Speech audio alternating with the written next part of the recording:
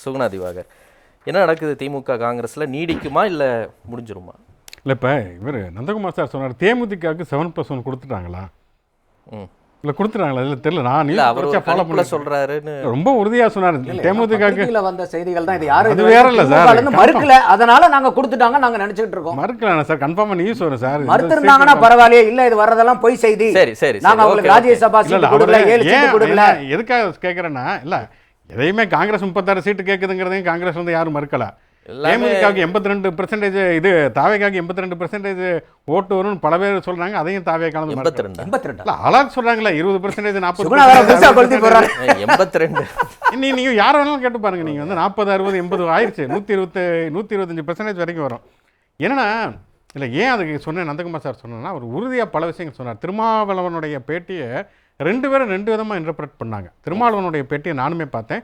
தொகுதி பங்கீட்டு பேச்சுவார்த்தை முடித்து விட்டு அவர் வெளியில் வந்து அவர் என்ன சொல்றாருன்னா, ஆட்சியில் பங்கு அதிகாரத்தில் பங்குங்கிறது இன்னைக்கு நாங்கள் கேட்கலங்க. 1998 முதல் முறையாக அவங்க வந்து தேர்தல் களத்துக்கு வர்றாங்க. தேர்தல் பாதை திருடல் பாதைங்கிறத விட்டுட்டு மூப்பனார் தலைமையில் திமுக வந்து பிஜேபி கூட்டணிக்கு போனதுக்கு பிறகு மூப்பனார் தலைமையில் ஒரு 3வது அணி உருவாகிறப்ப புதிய தமிழகமும் விடுதலை சிறுத்தைகளும் வர்றப்ப அப்பயே நாங்கள் சொன்ன வந்து ஆட்சியில் பங்கு அதிகாரத்தில் பங்கு ஒடுக்கப்பட்ட மக்களுக்கான அரசியல் பிரதிநிதித்துவம் அப்படிங்கிறத வச்சோம். ஆனால் இன்னைக்கு வந்து நான் அந்த கோரிக்கைகளை வைக்கவில்லை. இன்னைக்கு வந்து அதிகார பகிர்வு தான் கேட்கிறேன். இன்னைக்கு அதை பேசுவதற்கான நேரம் இல்லை அப்படின்னு ரொம்ப தெளிவாகவே சொல்றாரு. பாண்டிச்சேரியில் மட்டும்தான் அவர் வந்து ஒரு பொது தொகுதி 3 தனி தொகுதிகள் அப்படிங்கிற ஒரு விஷயத்தையுமே சொல்றாரு. இந்த இன்டர்பிரேஷனுக்காக சொல்றேன். அதுக்கப்புறம் மு.க. ஸ்டாலின் வந்து ஒரே ஒரு ஃபோன் காலில் இதை முடிச்சிடலாமே அப்படின்னா, முதல்ல இப்படி கேட்கறதுங்கிறதே ரொம்ப அபத்தமாக இருக்குது. ஏன்னா காங்கிரஸ் கட்சிக்கும் திமுகவுக்கும் இடையிலான அந்த பிரச்சனையை வந்து முதல்ல தொடங்கியது காங்கிரஸ் கட்சி தான்.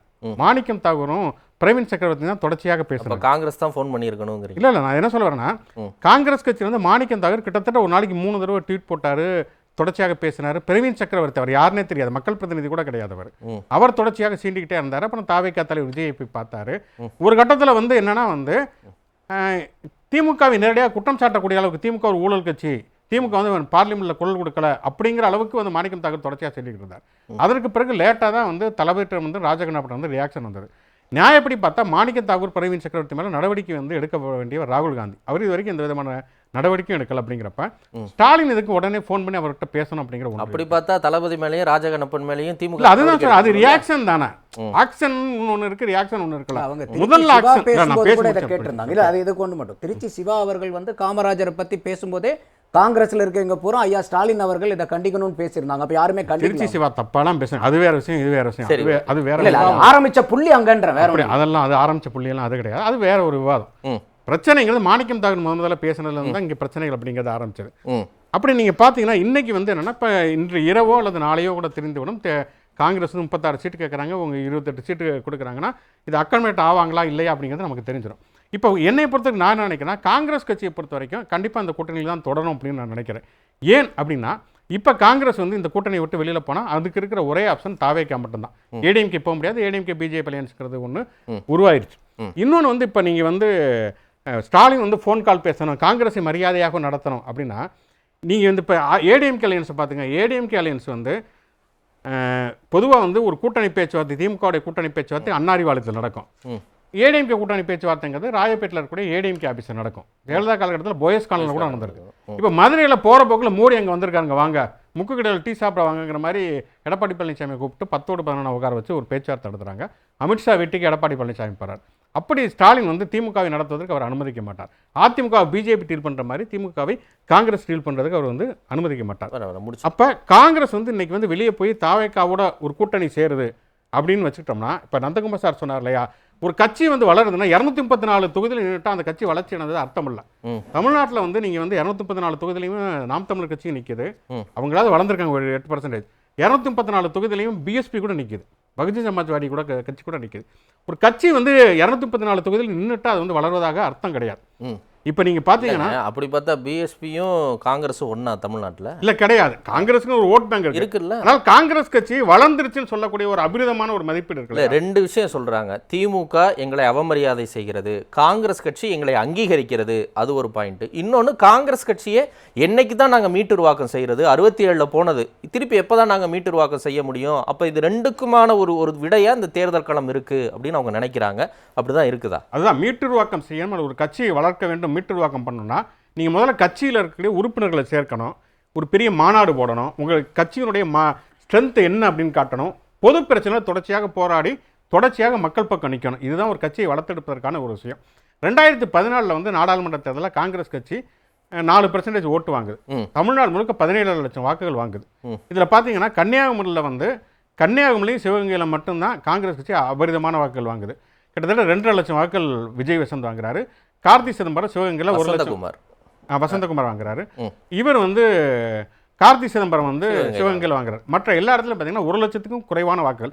மாணிக்க தாகூர் இவ்வளோ தூரம் பேசியிருக்காரு இல்லையா, மாணிக்க தாகூர் வாங்கின வாக்கு வந்து 38,482, அவ்வளோ வாக்குகள் தான் அவர் வாங்குறார்.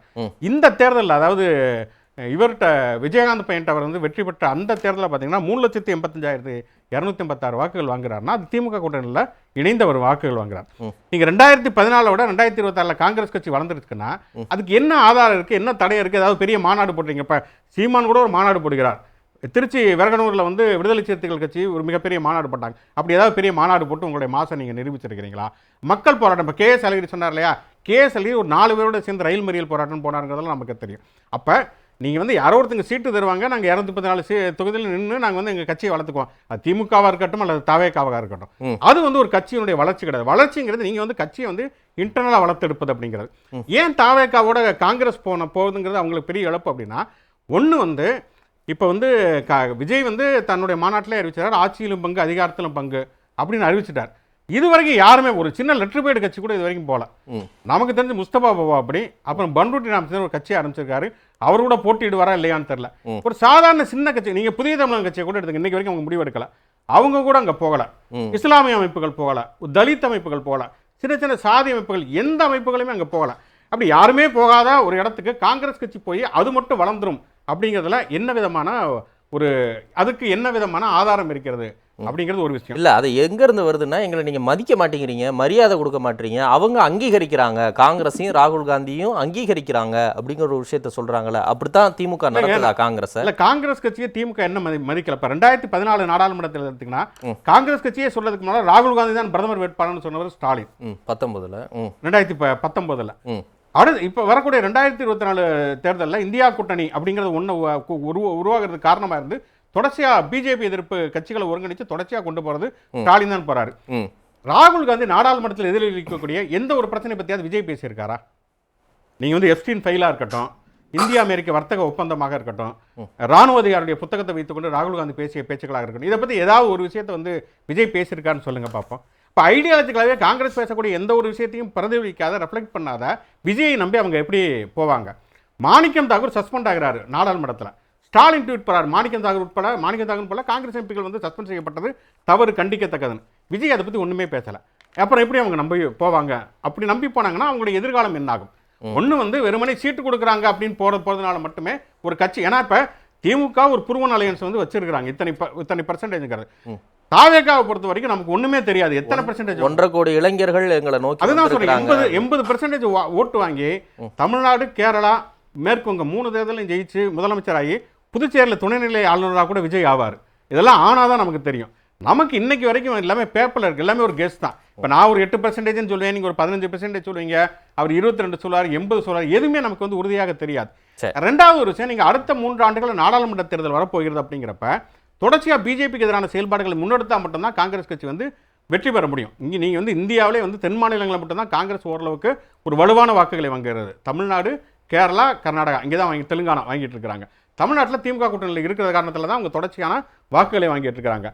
அப்படி 3 ஆண்டுகள் நாடாளுமன்ற தேர்தல் இருக்கிறப்ப ஒரு மண்குதிரையை நம்பி ஆற்றுல இறங்குற மாதிரி திமுக விட்டுட்டு தாவேக்காக அவங்க போறாங்க அப்படின்னா தாவேக்கு என்ன தொடர்ச்சியான செயல்பாடுகளை மேற்கொண்டு இருக்கிறது பிஜேபிக்கு எதிராக?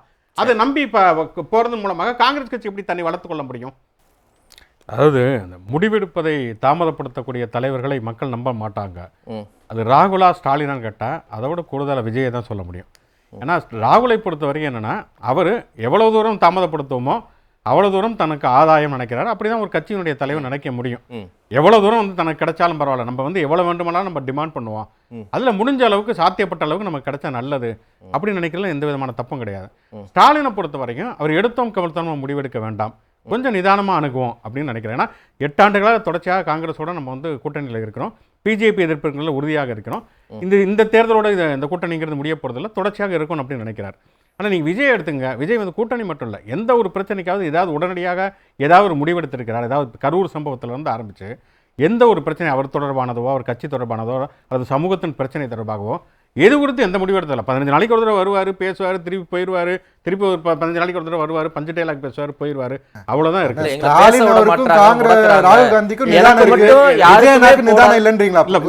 அவங்க 2 பேர் பண்ணா அது நிதானமா, விஜய் நான் பண்ணா அது நிதானம் கிடையாது. நிதானங்கிறது வேற, செயல்படாமல் இருக்கிறது ஐயா செயல் உங்க பார்வையா? இல்ல நான் வேற ஒரு விஷயம் இல்ல. எஸ்ஓபி யாருக்கும் போடாத எஸ்ஓபி என்னைய போட்டு முடக்க பாக்குறீங்க. இப்போ வரைக்கும் 5000 பேருக்கு மேல எங்க பர்மிஷன் கொடுக்குறீங்க? இந்த தைரியம் தான் கொடுங்களேன். ஐயா ஒரு நிமிஷம். சரி. புளித்து போன வாதத்துக்கு பலமுறை பதில் போன முறை கூட சொன்னா எஸ்ஓபியை விடுங்க. நீங்க பிரஸ் மீட்டை ஏன் பத்திரிகையாளர்கள் சந்திக்கிறதுல? இந்தியா டுடே கான்க்ளேவ் நடத்துறாங்களே, NTTV நடத்துறாங்களே, நியூஸ் 18 நடத்துறாங்களே, அங்க என்ன எஸ்ஓபி உங்களை தடுக்குது? ஸ்டாலின் போறாரு, எடப்பாடி பழனிசாமி போறாரு, அண்ணாமலை போறாரு, உதயநிதி ஸ்டாலின் போறாரு, விஜய் போறதுல என்ன சம்பந்தமே இல்ல? விஜய் போகலன்னா அது போகல. பத்திரிகையாளர்களை சந்திக்கிறதுலையும் பத்திரிகையாளர் ஒரு செய்தி சேனல் நடத்தக்கூடிய கான்க்ளேவ்ல பங்கெடுக்கிறதுக்கு எஸ்ஓபிக்கு என்னங்க சம்பந்தம் இருக்குது? சரி, அதனால என்னன்னா இது வந்து ஒண்ணு. ரெண்டாவது ஒரு விஷயம் என்ன அப்படின்னு சொன்னா, இப்ப இவர் நந்தகுமார் சார் சொன்னார் இல்லையா, 2021 தேர்தலில் அதிமுக 10 ஆண்டுகள் வந்து அவங்கள்ட்ட வந்து ஒரு மிகப்பெரிய அதிருப்தி இருந்த போதும் கூட வெறும் 2 லட்சம் வாக்கு வித்தியாசத்தில் தான் திமுக ஜெயிச்சது. திமுக பெரிய பலம் அப்படிலாம் சொல்லிட முடியாது. 3% ஓட்டு தான் வித்தியாசம் திமுக கூட்டணிக்கும் அதிமுக இடையில. இதே நீங்க 2016 எடுத்து பார்த்தீங்கன்னா திமுக கூட்டணியில் வந்து திமுக காங்கிரஸ் மட்டும்தான் இருக்காங்க. திமுக கூட்டணியில் இன்னைக்கு இருக்கக்கூடிய பல கட்சிகள் வந்து வெளியில இருக்காங்க. விடுதலை சிறுத்தைகள், மதிமுக, இடதுசாரிகள்லாம் மக்கள் நல கூட்டணியில் இருக்காங்க.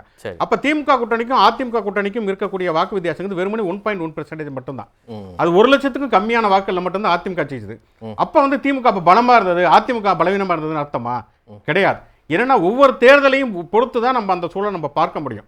கிட்டத்தட்ட 2016 தேர்தலுடைய காலம் தான் இன்னைக்கு வந்து மறுபடியும் வந்து திரும்பி வந்திருக்கு. டிஎம்கே வர்சஸ் அன்னைக்கு ஏடிஎம்கே வர்சஸ் அதர்ஸ் அப்படிங்கிறதா அன்னைக்கு இருந்த ஒரு களம். அன்னைக்கு ஏடிஎம்கே வர்சஸ் அதர்ஸ்ங்கிறப்ப அதிருப்தி வாக்குகள் வந்து ஒரு பக்கம் திமுக காங்கிரஸ், இன்னொரு பக்கம் மக்கள் நல கூட்டணி, அதுக்கப்புறம் பாட்டாளி மக்கள் கட்சி, அப்பதான் முதல்ல வந்திருக்கக்கூடிய நாம் தமிழர் கட்சின்னு சிதறிச்சு. இன்னைக்கு அதே சூழல் தான் இருக்கு. டிஎம்கே வர்சஸ் அதர்ஸ் அப்படிங்கிறது தான் இன்னைக்கு இருக்கக்கூடிய ஒரு சூழலாக இருக்கிறது. இப்போ காங்கிரஸ் கட்சி கடைசியாக வந்து நிரூபித்திருக்கக்கூடியது 4% வாக்கு. இது வெளியில போனால் 9% வாக்கு ஆகுங்கிறதுக்கு நமக்கு என்ன எப்படி சொல்ல முடியுங்கிறது எனக்கு புரியவே இல்லை. 4% வாக்கு காங்கிரஸ் கட்சிக்கு 2014 இருக்கு. 12 ஆண்டுகளில் காங்கிரஸ் கட்சி அபரிதமாக வளர்ந்துருச்சுன்னா 5% வளர்ந்துருச்சுன்னா நம்மள இன்னும் சொல்லப்போனால் அதோட குறைவாகத்தான் இருந்திருப்பதற்கான வாய்ப்புகள் இருக்கு. ஆர்கே எப்படி சொன்னான்னா வேற ஆன்டி இன்கம்பன்சி எல்லாம் சேர்த்து 9% லாஸ் வரும். இல்லை அதை நான் ஏற்றுக்கல. 4% காங்கிரஸுக்கு இருக்குதுன்னா காங்கிரஸ் வெளியில போனால் இப்போ 3% மக்கள் நீதி மையம் வந்து கடைசியாக வாங்கி இருக்குது. ஓகே, தேமுதிகவுக்கு ஒரு ஓட்டு இருக்குது, ஓபிஎஸ் மூலமாக ஒரு ஓட்டு வரும். ஓகே, அதனால வந்து நீங்க இப்படி 1+1 நம்ம எப்பயுமே கணக்கு பண்ண முடியாது அரசியலை பொறுத்த வரைக்கும். இன்னொரு ஒரு விஷயம் என்னன்னா வந்து காங்கிரஸ் கட்சியை பொறுத்த வரைக்கும் அது தன்னுடைய நிலைமையிலிருந்து இறங்கி வந்திருக்குன்னு தான் நினைக்கிறேன். ஏன்னா அவங்க தொடர்ச்சி ஆட்சியில் பங்கு, அதிகாரத்தில் பங்கு, உள்ளாட்சியில் பங்கு. திமுகவில் ஒரு 3 மாவட்ட செயலாளர் தாங்க, 2 ஒன்றிய செயலாளர் தாங்கன்னு மட்டும்தான் கேட்கல, மற்ற எல்லாமே கேட்டாங்க. ஆனால் வந்து கொஞ்சம் கொஞ்சமாக இறங்கி வந்திருக்காங்க. கேசி வேணுகோபால் தான் முதல்ல பிரச்சனைனாங்க. அப்போ கேசி வேணுகோபால் முன்னிலேயே மாவட்ட செயலாளர் கூட்டத்தில் தீர்மானம் போட்டாங்க, நாங்கள் வந்து கூட்டணியை முடிக்கக்கூடிய விதத்தில் பொதுவெளியில் பேசக்கூடாதுன்னு. இப்போ கிரீச்சோடுங்கிறது தான் பிரச்சனைங்கிறப்ப பாசிதம்பரம் இன்னைக்கு பேசியிருக்காங்கிறப்ப கண்டிப்பாக வந்து காங்கிரஸ் வந்து ஒட்டுமொத்தமாக முறித்து விட்டு வெளியிடுவதற்கான ஒரு மனநிலை இல்லை அப்படின்னு தான் நினைக்கிறேன். எப்படியும் வந்து ஏன்னா நாளை மறுநாள் வந்து ராஜ்யசபா எம்பிக்கு வந்து வேட்புமனு தாக்கல் இருக்கிறதுனால இன்றைக்கு இரவு அல்லது நாளைக்கு தெரிந்துவிடும்.